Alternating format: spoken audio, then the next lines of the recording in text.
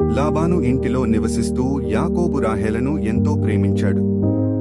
ఆమెను వివాహం చేసుకోవాలని తన హృదయంలో నిర్ణయించుకున్నాడు. అప్పుడు యాకోబు లాబానుతో చెప్పాడు, నీ కుమార్తె రాహేలను నాకు ఇవ్వు, ఆమె కోసం నేను 7 సంవత్సరాలు పనిచేస్తాను. యాకోబు రాహేలు కోసం 7 సంవత్సరాలు పనిచేశాడు. కాని అతనికి ఆమెపై ప్రేమ ఉన్నందున ఆ సంవత్సరాలు కొన్ని రోజుల్లా అనిపించాయి. 7 సంవత్సరాలు పూర్తయ్యాక యాకోబు రాహేలను వివాహం చేసుకుంటానని ఆశించాడు. కాని ఆ రాత్రి లాబాను మోసం చేసి తన పెద్ద కుమార్తె లేయాను యాకోబుకు ఇచ్చాడు. ఉదయం లేచినప్పుడు యాకోబు అది రాహేలు కాదని గ్రహించాడు. అతను లాబానును అడిగాడు.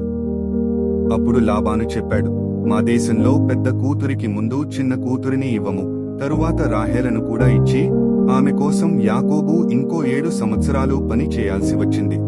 దేవుడు లేయాను చూశాడు. ఆమెకు కుమారులు పుట్టారు. రూబేను, సిమ్యోను, లేవి, యూదా అని ఆమె వారికి పేర్లు పెట్టింది. దేవుడు ఆమెను ఆశీర్వదించాడు. కాలం గడిచే కొద్దీ యాకోబు కుటుంబం పెద్దదైంది. దేవుడు అతన్ని ఆశీర్వదించి గొర్రెలు, మేకలు, సంపదతో ధనవంతుడిని చేశాడు. యాకోబు జీవితం దేవుని ఆశీర్వాదంతో ముందుకు సాగింది. దేవుని ఆశీర్వాదంతో యాకోబు ఎంతో సంపన్నుడయ్యాడు. అతనికి చాలా గొర్రెలు, మేకలు, ఒంటెలు మరియు సేవకులు ఉన్నారు. లాబాను ఇంటిలో ఉండగా దేవుడు అతని పనిని అభివృద్ధి చేశాడు. ఆ సమయంలో దేవుడు యాకోబుతో మాట్లాడాడు, నీ తండ్రుల దేశానికి తిరిగి వెళ్ళు. అప్పుడు యాకోబు తన కుటుంబంతో కలిసి స్వదేశానికి తిరిగి వెళ్లాలని నిర్ణయించుకున్నాడు.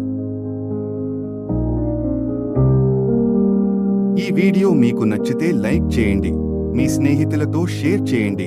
ఇంకా ఇలాంటి మంచి కథల కోసం మా ఛానల్ను సబ్స్క్రైబ్ చేయండి.